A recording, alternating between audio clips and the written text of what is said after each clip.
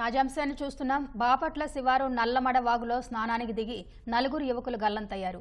ఇక మరింత సమాచారం మా ప్రతినిధి చంద్రశేఖర్ అడిగి తెలుసుకుందాం. చంద్రశేఖర్, చెప్పండి, యువకులు గల్లంతవడానికి కారణాలేంటి? నరేష, బాపట్ల జిల్లా బాపట్ల సమీపంలో నల్లమడ వాగు వద్ద ప్రమాదం జరిగింది. దీనికి సంబంధించి మొత్తం హైదరాబాద్ నుంచి ఒక 30 మంది వరకు కుటుంబ సభ్యులు, బంధువులు అందరూ కలిసి బాపట్లలోని సూర్యలంక బీచ్ చూసేందుకు వెళ్తున్నారు. వీరందరూ కూడా అక్కడ సమీపంలోని నల్లమడ వాగు దగ్గర కాసేపు ఆగారు.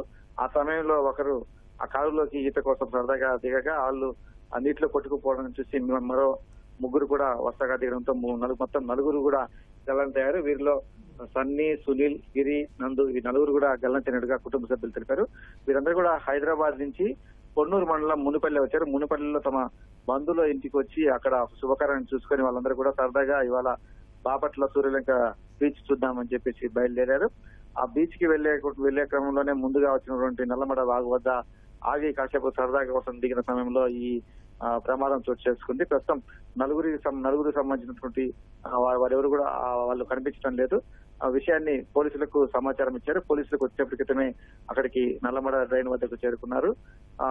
వాళ్ళు కూడా ఎన్డీఆర్ఎఫ్ బృందాలకు సమాచారం ఇచ్చి వారి ద్వారా గాలింపు చర్యలు చేపట్టాలని భావిస్తున్నారు. ఎందుకంటే ఆ వాగు లోతు కొద్దిగా ఎక్కువగా ఉంటుంది కాబట్టి మామూలుగా అయితే గాలింపు చర్యలు చేయించడం కొంచెం కష్టంగా ఉంటుంది. కాబట్టి తప్పనిసరిగా లైఫ్ బోట్ల సహాయంతోనే ఆ వాగులో ఈ సహాయ చర్యలు చేపట్టాల్సి ఉంటుంది, గాలింపు చర్యలు కావచ్చు ఇవన్నీ.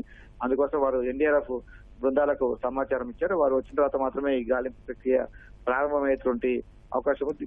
ముందుగా పోలీసులు అయితే ఆ కాలువ గట్ల వెంబటి ఆ ప్రాంతాల్లో ఎక్కడైనా చెట్టు కొమ్మలు పట్టుకుని అట్లా ఏమైనా వేలాడుతున్నారనే అంశం అయితే వాళ్ళు ముందుగా పోలీసుల వైపు నుంచి ఆ గాలింపు చర్యలు చేపడుతున్నారు. ఇప్పటి వరకు అయితే ఆ నలుగురికి సంబంధించినటువంటి ఆచూకీ అయితే కనిపించలేదు.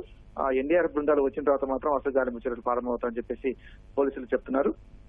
మరోవైపు సరదా కోసం వచ్చి ఇప్పుడు నలుగురు తమ కుటుంబ సభ్యులు ఇలా వాగులో గల్లంతు కావడంతో అయితే కుటుంబ సభ్యులందరూ కూడా తీవ్ర ఆందోళన చెందుతూ వారందరూ కూడా బిగ్గరగా అక్కడ రోధిస్తున్నటువంటి పరిస్థితి ఉంది.